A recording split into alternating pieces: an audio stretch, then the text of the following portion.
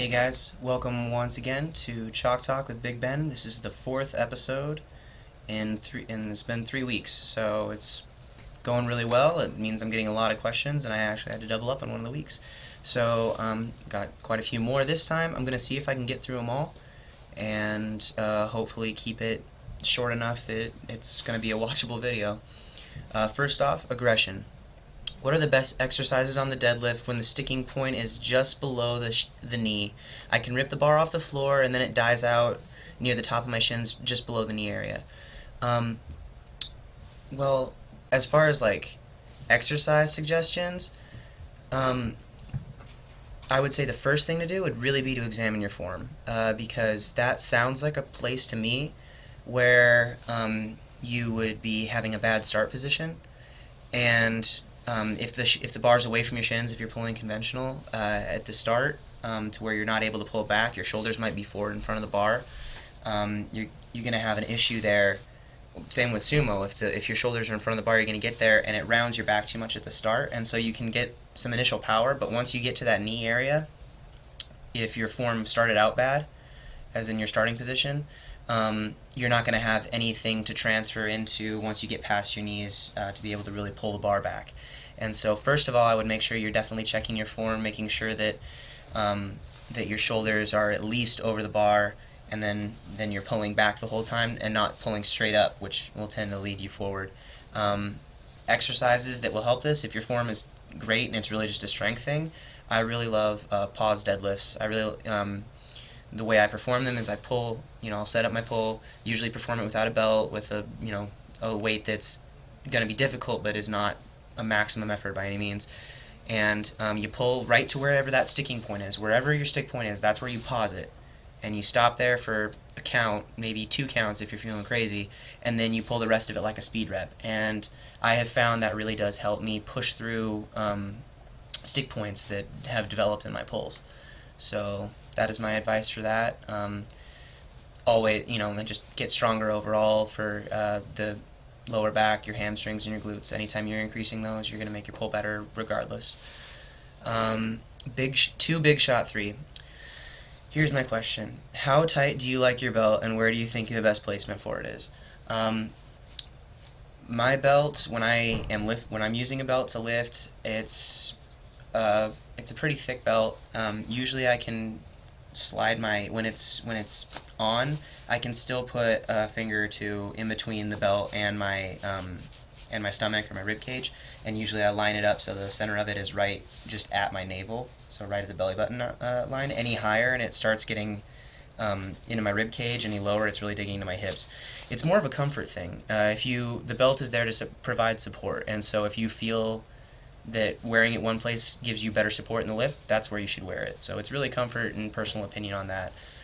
But when you're wearing a belt, make sure you use it. When you are squatting or deadlifting, make sure you're pushing out against it. So it doesn't have to be super tight, because you should be creating your own tension against the belt to really support your core. Brain tosser. What did you do to get your sponsorship? I'm a 3-time British champ and 2-time world champ in my Fed, and I can't even get a write-up in my local paper. Okay, I'll go into my sponsorship story a little bit. I wasn't looking to get sponsored. That was not the goal of me. I didn't go out and say, hey, I want to get sponsored this year and I'm going to do this. I ended up being in the right place at the right time after working my butt off. That's the biggest thing I will always say is, if you're looking to get sponsored, you need to make sure that you are pursuing excellence in what you're doing. And if your goal is just to get sponsored, it's going to be really hard to make that happen. Your goal should be to be the absolute best in your sport that you can be. And for me in particular, I was just starting to put myself out there a little bit more. I was recording my workouts in a forum log. It happened to be the Animal Pack forum. And I was posting videos. It's very important. I actually went and I checked out your YouTube channel, and I noticed that you are not posting any of your workout videos. And it's really hard, especially nowadays, to really back up the talk if you don't have videos. And I know that some people don't have cameras or whatever, but if you can invest in one, it's really going to increase your chances of finding some help in your lifting.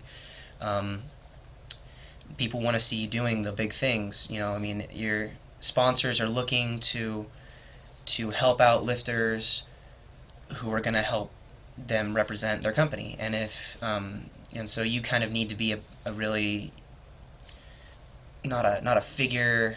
I guess a positive figure for people to look at and say, man, I want to do what they're doing, and what kind of products must they be taking, and that's kind of what happens with sponsorship.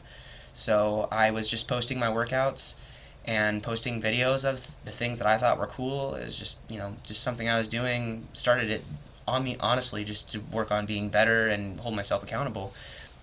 And I got a coach. I got approached by one of the moderators of Animal, J Dog, and he actually, he actually approached me and offered me a sponsorship. That was right at the beginning of this kind of the new direction that Animal was taking, right before they made the Universal USA site. And so honestly, I worked my butt off and started putting myself out there, making videos, logging things, and then I caught a lucky break in that they were looking for someone when I happened to be available and posting there. So keep it up. Make sure that you're getting your name out there. Make sure that you're pursuing excellence, because that combination of things, when you work hard, good things happen. And it might take a while, but I talked about that in my last video. Patience is key, and if you stick with it, it will eventually work out. It just might take longer for some people. Okay.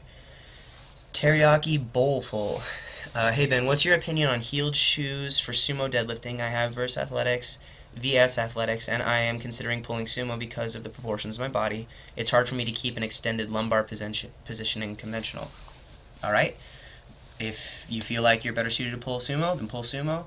I would always recommend, whenever you're deadlifting either stance, that you stick with a flat-soled shoe or like a deadlift slipper. I mean, it's just, anytime you're raising that heel, you're really promoting your body to come forward more, at least your knees to collapse forward more, which in the case of a deadlift is probably going to leave your shoulders in front of the bar, which is a good thing in an Olympic lift like a clean or a snatch, but a very bad thing in deadlift, because we're handling a lot more weight, and if you start pulling it away from your shin, the weight is actually going to be harder to pull, because I think, don't quote me on the math here, but for about every centimeter it is away from your shin, it's going to be about like 40 pounds more force required to actually lift that weight, which is why you see guys missing weights that they really had no business missing, just because they were out of position and came forward initially.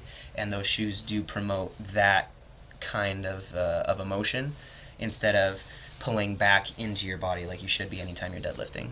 Okay, so just remember, there's a difference between a clean pull and a deadlift, and I didn't realize that until recently. I was used to do all my cleans like I would do a deadlift, and my clean suffered. Same thing if you were doing deadlifts with a clean pull, your deadlift's going to suffer. Wolfx16, can you discuss your squatting technique in this next video? You seem to allow your chest to fall and do what seems to look like a good morning. I've been hearing this a lot lately. A lot of people, and this is not me saying this to you at all. I appreciate you asking the question in a civil manner. I've had a lot of people on YouTube coming on and telling me how messed up my squat form is, and how I'm collapsing, and I can't believe you're trying to squat like that. It's horrible form. What I say, first of all, this is not directed at you, man. This is when you do what I do, when you weigh 195 pounds and squat 661 pounds in a competition naturally, then you can start to give me fixes. That's just what it comes down to. As for explaining this, yes, my chest does have a tendency to collapse, and my first key when I hit the hole of a squat is trying to bring it back up. It's just something that kind of naturally happens when I squat. I'm not saying it's what everyone should do. It kind of works for me. When I've tried lighter weights and keeping my back super arched all the way down, and keeping my chest out and up, which is what the right way is, my speed just gets completely lost, and I have some weird things happen with my hips. I have a hard time hitting depth. Just everything seems to go wrong when I try to do it the right way. And so what do? I build my lower back and the strength so that I can squat the way that's comfortable for me. If you've ever seen Konstantin Konstantinov deadlift, I mean, people would tear that apart if he wasn't pulling 900 pounds without a belt on, because his head is down, his upper back is rounded, and he just pulls, and it looks like he's not using technique, but he pulls 900 pounds. Plus, he pulls 943 pounds without a belt. So it's just one of those things where you kind of have to find your form. Ben Seath is another example of, I mean, if you watch his squat, Ben has beautiful technique for Ben. If you try to squat like Ben Seath, you will not squat 859 pounds. I guarantee it.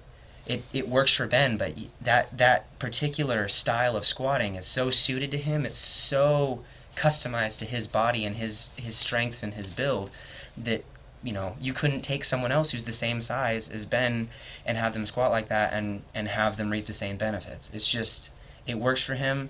My squat form is working for me, and honestly, I'll say I've never done a perfect squat. I don't know anyone who has. When you get to heavier weights, form starts to break down a little bit, and that's one of the reasons that all these people on YouTube who will, the keyboard warriors who are always correcting people's form, never really have a whole lot of videos of themselves lifting heavy weights. And so maybe I'll go into a squat technique video sometime in the near future and talk about the ideal. But I do want to say that if you step away from the ideal when you're doing some weights that are hard, it just kind of happens sometimes. As long as I'm not endangering myself, I don't mind it not being the prettiest squat. It's what is comfortable for me and what works, and my body seems to cue best on that. Rail 133.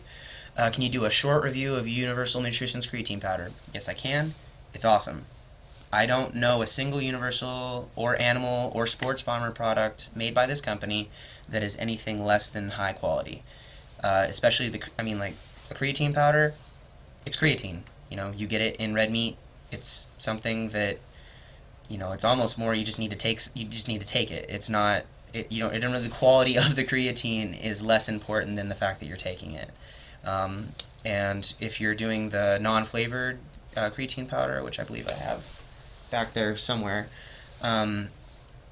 just combine it with like a fruit juice or something with some sugar that'll spike that'll help the delivery process. Okay. Phlegms. Regarding Olympic lifts and how, if at all, you include them in your powerlifting focus training. For a while, I was definitely including some cleans and some snatches in my training just to build speed. I would recommend for a powerlifter, if you can do any like power cleans or power snatches, it really does increase your explosiveness when you're lifting. But I ended up hurting my wrist really bad on a clean. I came down and bam, hit it on my knee, and the bar came down and popped some ligaments in my wrist, and it took me a long time to get recovered for it. So I haven't really done a whole lot of cleans since then. But I would include them for building explosive abilities when you're lifting. In my style of training, I'd probably do some light form work on an off day and then maybe hit it as a second round of squats or something.